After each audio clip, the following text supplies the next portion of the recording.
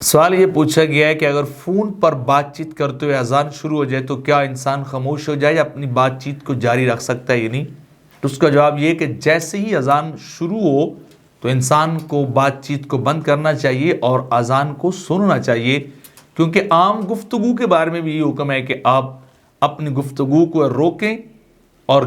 اذان جو ہے وہ آپ کیا کریں، وہ سننے لگ جائیں۔ تو فون پر بھی یہی حکم ہے۔ ہاں، ایک صورت کو تھوڑا سا فوقان لکھا ہے کہ اگر کوئی شخص فون پہ بات کرتا جا رہا ہے اور وہ جا بھی مسجد کی طرف رہا ہے، سعی الی المسجد اس کی شروع ہو چکی ہے،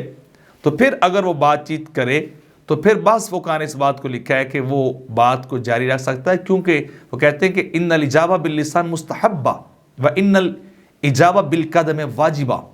کہ زبان کے ساتھ جواب دینا مستحب ہے اور قدموں کے ساتھ چل کر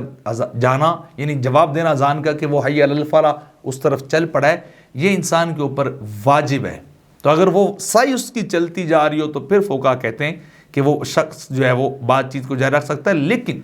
بہتر پھر بھی یہ کہ بات چیت کو بند کر دے، کیونکہ جو صحیح ہے وہ تو چل رہی ہے، لیکن فی نفس ہی اذان کا اپنا احترام بھی ضروری ہے کہ آپ اپنی دنیاوی گفتگو کو چھوڑیں، اپنے مالک کی قول کو سنیں، اس کی طرف متوجہ اس کا جواب دیں تاکہ انسان کو شفاعت نصیب ہو۔